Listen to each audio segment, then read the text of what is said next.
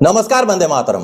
दोस्तों, स्वागत है आप सबका सैनिक पाठशाला में। आज के वीडियो के कुछ महत्वपूर्ण जानकारियों को लेकर आया हूं, जैसे आप बोर्ड पर देख पा रहे हैं। दोस्तों, क्या 10 अगस्त तक सरकार OROP3 के टेबल जारी कर देगी? और माननीय प्रधानमंत्री जी का जो 15 अगस्त का भाषण है, जो लाल किले से भाषण होता है, उससे पहले पहले क्या जो भी 1 महीने का एरियर हमें बनता है जुलाई महीने का, वो क्या हमें मिल जाएगा? इसके बारे में आज बात करेंगे। और साथ ही साथ दोस्तों, आप अगर स्पर्श माइग्रेटेड पेंशनर हैं तो आपको कुछ चीजें ध्यान रखनी चाहिए। जब भी आपका पीपीओ निकलता है तो आपको कुछ चीजें चेक करनी चाहिए, उसके बारे में भी आपको बताऊंगा, क्योंकि गड़बड़ियां, टेक्निकल इश्यूज स्पर्श में खत्म नहीं हुए हैं अभी। और साथ ही साथ दोस्तों, OROP का आपको क्रोनोलॉजी समझाऊंगा, किस तरीके से लेटर्स निकलते हैं, किस तरीके से टेबल्स निकलते हैं, उसके बाद भुगतान किस तरीके से होता है। और साथ ही माननीय सुप्रीम कोर्ट ने OROP से जुड़े हुए एक मुद्दे के ऊपर सुनवाई करते हुए सरकार को झटका देते हुए सरकार को 5 लाख रुपए का जुर्माना भी लगा दिया और कहा है कि अगर 14 नवंबर तक आप पेंशन की इस विसंगति को अगर एड्रेस नहीं करेंगे तो हम पेंशनर के फेवर में उनका पेंशन बढ़ोतरी का आदेश सुना देंगे। तो इन सभी विषयों को लेकर के आज के इस वीडियो में आगे बढ़ेंगे, जैसे बोर्ड पर आप देख पा रहे हैं। तो वीडियो में आगे बढ़ने से पहले दोस्तों, हमेशा की तरह मेरा आप सबसे आग्रह है, अगर सैनिक पाठशाला चैनल का वीडियो आप देखते हैं लेकिन फिर भी सब्सक्राइब नहीं किया है चैनल को, या तो फिर पहली बार चैनल में विजिट कर रहे हैं, तो चैनल को सब्सक्राइब करके चैनल के साथ जरूर जुड़ें, ताकि आपको इस चैनल में जो भी जानकारीदायक वीडियोस अपलोड होती हैं उनका नोटिफिकेशन तुरंत ही मिल सके। चलिए आगे बढ़ते हैं दोस्तों। सबसे पहली जानकारी, पेंशन विसंगति OROP को लेकर ऑनरेबल सुप्रीम कोर्ट का सख्त रवैया। 14 नवंबर तक का डेडलाइन, 5 लाख जमा करवाएं आर्म्ड फोर्सेस वेलफेयर फंड में। जी हां, सरकार के ऊपर 5 लाख रुपए का जुर्माना भी लगा दिया है। और ये केस है दोस्तों, कैप्टन जो रेगुलर कैप्टन होते हैं उनका पेंशन को बढ़ोतरी को लेकर के। OROP में उनके पेंशन में भी विसंगति है, ऐसा नहीं है कि अधिकारियों के पेंशन में विसंगति नहीं है, उनके पेंशन में भी विसंगति है। तो जो कैप्टन है, रेगुलर कैप्टन, उनको फायदा नहीं हो रहा था OROP में, तो उसको लेकर के माननीय सुप्रीम कोर्ट गए थे, जहां पर माननीय सुप्रीम कोर्ट ने सुनवाई करते हुए सरकार को 14 नवंबर तक का डेडलाइन दिया है। ये जो आप न्यूज रिपोर्ट देख पा रहे हैं, और कहा है साथ ही साथ जुर्माना तो लगाया है ये, और कहा है कि 14 नवंबर तक अगर आप इस इशू को, इस प्रॉब्लम को रिजॉल्व नहीं करते हैं तो हम पेंशनर के फेवर में फैसला सुना देंगे।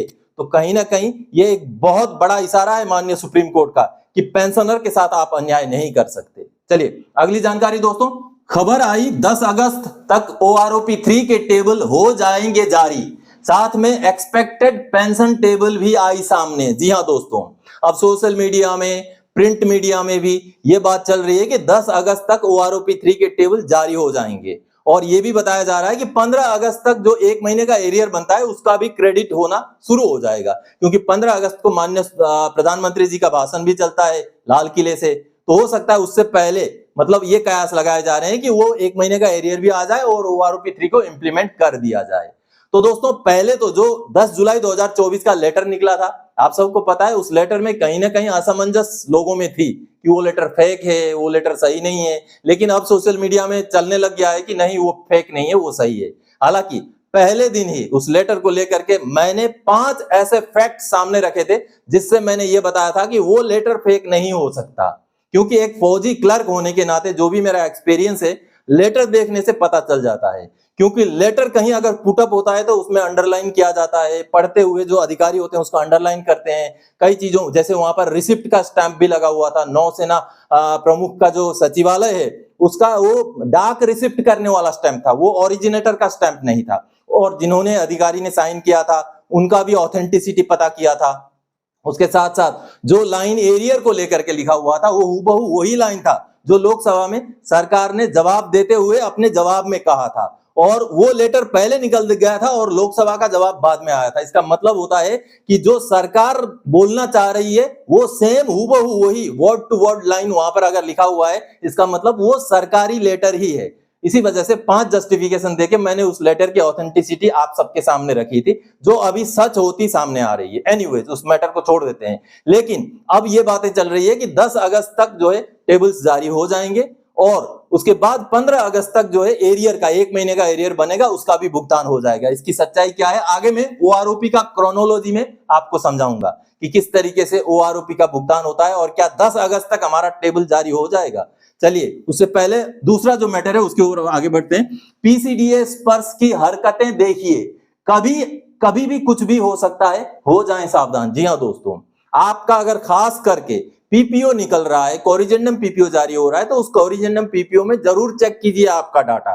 आपका डाटा अगर चेक करेंगे तभी आपको जो है उसका सही है कि गलत है वो पता चलेगा। तो कोरिजेंडम पीपीओ कभी भी निकलता है, चुपचाप से उसको डाउनलोड करके मत रखिए, उसमें क्या क्या चेंजेस हुए हैं वो जरूर चेक कीजिए। अब ये सामने एक पीपीओ का कॉपी आप देख पा रहे हैं। अब इस पीपीओ में देखिए दोस्तों, एक हवलदार रैंक के पेंशनर का ये पीपीओ है, जो कि एक क्लर्क के हवलदार थे, क्लर्क ट्रेड से थे। उनका 23 साल 7 महीना सर्विस था, इस हिसाब से तो उनको एमएससीपी लागू नहीं है, लेकिन उनका हवलदारी रैंक में 8 साल से ज्यादा सर्विस होने की वजह से उनको एमएससीपी लागू है, क्योंकि ये 2007 के रिटायरी हैं।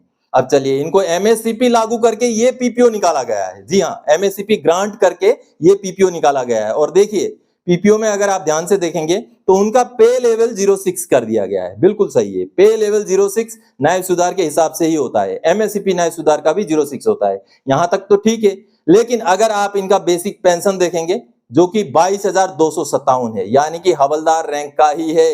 इस पीपीओ में बड़ी गड़बड़ी है। इस पीपीओ में गड़बड़ी ये है दोस्तों कि उनका रैंक तो सही कर लिया गया है, पे लेवल तो सही कर दिया गया है, लेकिन उनका जो बेसिक पेंशन 22,257 से बदल करके 24,825 करना था, वो नहीं किया गया। तो अगर रैंक बदल दिया गया, सब कुछ बदल दिया गया, अगर बेसिक पेंशन में बढ़ोतरी नहीं की गई, तो ऐसे पीपीओ का क्या फायदा। तो टेक्निकल खामियां बहुत हैं। जब भी आपका कुछ भी चेंज हो करके पीपीओ जारी होता है, पीपीओ को जरूर चेक करें।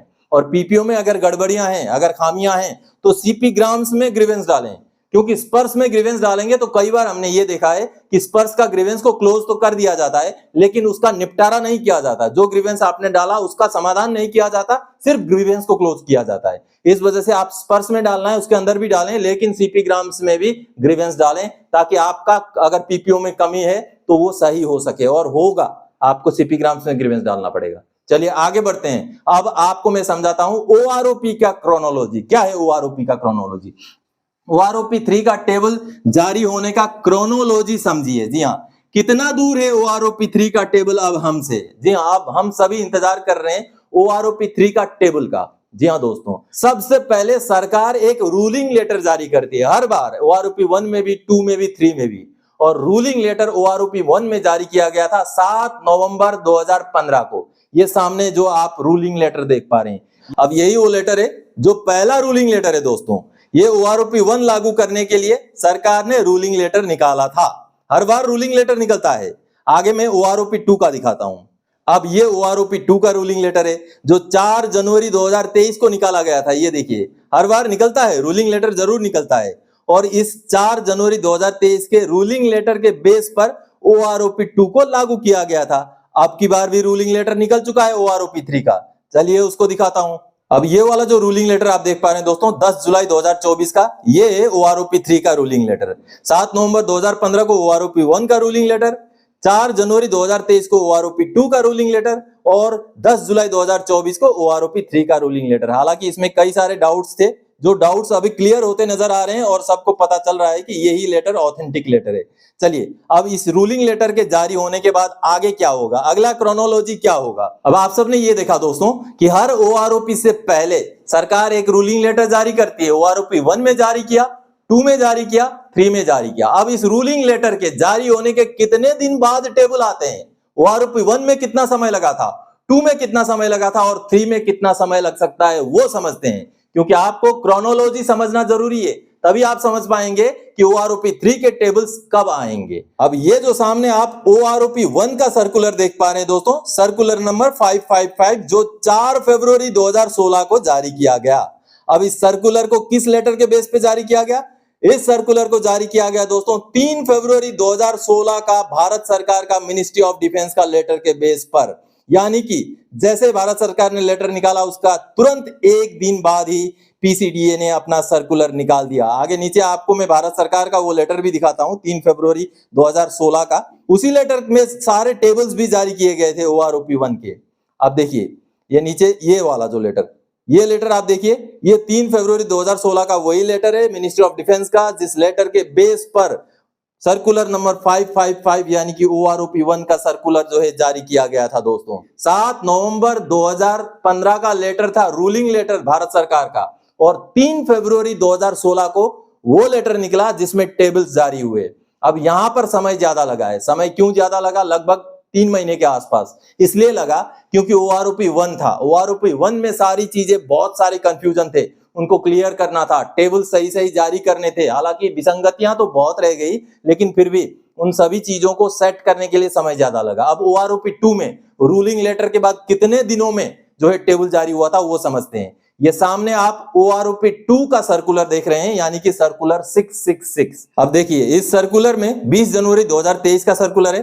अब इस सर्कुलर में भारत सरकार का यानी कि डिफेंस मिनिस्ट्री का कौन से लेटर का रेफरेंस है, ये देखिए। यहां पर जो रेफरेंस आप लेटर देख पा रहे हैं 20 जनवरी 2023 का ही लेटर है, यानी कि जिस दिन लेटर निकला उसी दिन सर्कुलर भी निकाल दिया गया।